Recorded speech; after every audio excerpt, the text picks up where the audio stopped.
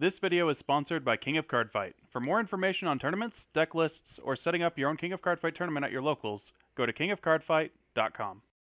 Hello again, friends. The last probability video covered some of the more edge case scenarios where your opponent would drive check nothing but critical triggers. This video should have a much more practical use to the everyday game scenario on how risky it is to no guard a stride attack at 3 damage. I will preface this video by saying that all of my assumptions are based on a deck that is completely full, in which no cards have been removed. I mentioned in another video that removing any amount of random cards has no impact on the average probability of drawing into particular cards, and I wanted to reinforce this video by making that statement ahead of time. Unless you only shuffle triggers back into your deck when you Legion, which most Legion decks don't do, or if you Legion twice, moving 3 triggers back each time, or remove 4 or more non-triggers from your deck consistently, the impact that your deck has on hitting triggers doesn't shift too far away from these numbers. And while each game will, of course, have its own specific probability that is constantly updated as specific cards are removed from the deck, these numbers that I'm listing will hold true over a large number of playtests, and your numbers will float around this general probability. I apologize for the redundancy, but the biggest critique to my last video was a lack of a proper explanation as to how I got my numbers and why I chose them. Let's move into the actual video. I'm going to cover the following amounts of critical triggers in deck for your opponent: 16, 12, 8, 6, and 4. We can see that 16 critical triggers gives us a very high chance to outright end the game if the opponent no guards at 3 damage. While this trigger lineup is going to be rare due to G-Guardians requiring heal triggers in deck in order to function, it's still worth noting just how much killing potential is lost in the exchange. Obviously, if you know the opponent has triple drive and 16 criticals, you should guard their Vanguard if you are able. We can see that there is a 30.6% chance to hit 2 or more critical triggers in 3 drive checks with triple drive and 16 critical triggers in deck. The odds of dying from this attack while your opponent is at 3 damage is 24.147%. The odds of dying from this attack while your opponent is at 4 damage is 26.199%. And the odds of dying from this attack while your opponent is at 5 damage is 28.336%. With utility stands being a common addition to more and more decks, 12 criticals is losing some of its appeal as the do-all end-all trigger lineup. However, after seeing the difference in consistency in checking multiple triggers across triple drive, I wonder if people will continue to go for utility stands. It will probably depend on how good each individual stand is. We can see that 12 criticals in this department is actually over half of the probability to double check criticals than 16 critical triggers would be. This is a very favorable trade-off for 12 crits, with G-Guardians being a mechanic.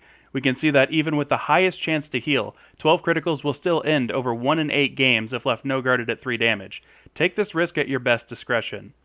There is a 16.8% chance to hit 2 or more critical triggers during triple drive with 12 criticals in deck. The odds of dying from this attack while your opponent is at 3 damage is 13.177%. The odds of dying from this attack while your opponent is at 4 damage is 14.316%. The odds of dying from this attack while your opponent is at 5 damage is 15.521%. With utility stands being a big factor in the game now, people have been dropping back to 8 critical decks. 8 criticals have significantly less kill potential than 12 or 16 criticals, by a margin far larger than most people might expect. We can see that there's typically over a 1 in 4 chance to die to 16 criticals in this scenario. There's also typically over a 1 in 8 chance to die to 12 crits in this scenario. There's barely over a 1 in 20 chance to die to 8 criticals in this scenario. For those of you familiar with Dungeons & Dragons, these are all commonly used die. You don't typically get excited for hitting a 4 on a d4. You don't typically get excited for hitting an 8 on a d8. But you bounce off the walls when you roll that nat 20.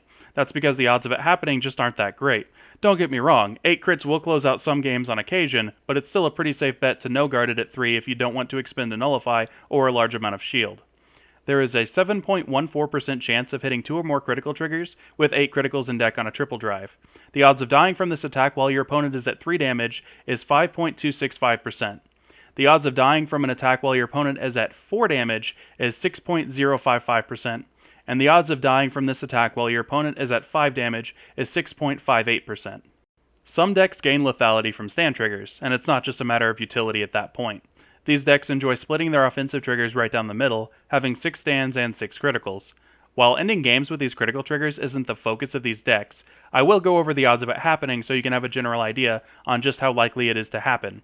The odds of losing the game from a Vanguard attack are pretty slim, so you can comfortably no-guard these attacks if you want to save shield. There is a 3.84% chance of hitting 2 or more triggers with 6 criticals in deck on a triple drive. The odds of dying from this attack while your opponent is at 3 damage is 2.98%. The odds of dying from this attack while your opponent is at 4 damage is 3.249%, and the odds of dying from this attack while your opponent is at 5 damage is 3.535%. Rounding out the trigger list, we have 4 criticals. This amount of critical triggers is typically only used when you have multiple non-critical triggers that are necessary for your deck to function, or when stands put in more work than criticals in the types of decks that would typically consider running 6 criticals anyway. The odds of losing to a Vanguard attack are very low with this trigger lineup because you'd have to hit literally half of your critical triggers on the same triple drive. There is a 1.53% chance of hitting 2 or more critical triggers with 4 criticals in deck on a triple drive. The odds of dying from this attack while your opponent is at 3 damage is 1.182%. The odds of dying from this attack while your opponent is at 4 damage is 1.292%, and the odds of dying from this attack while your opponent is at 5 damage is 1.38%. That wraps up the statistics themselves. We can glean a couple of interesting facts about probability in Vanguard with relation to losing games from multiple drive checks. First, if you and your opponent are both at 3 damage, the odds of you healing out of the attack are over 20%. Unless your opponent isn't running 4 heals, your odds of healing out of their hitting 2 critical triggers are actually greater than their odds of hitting those 2 critical triggers.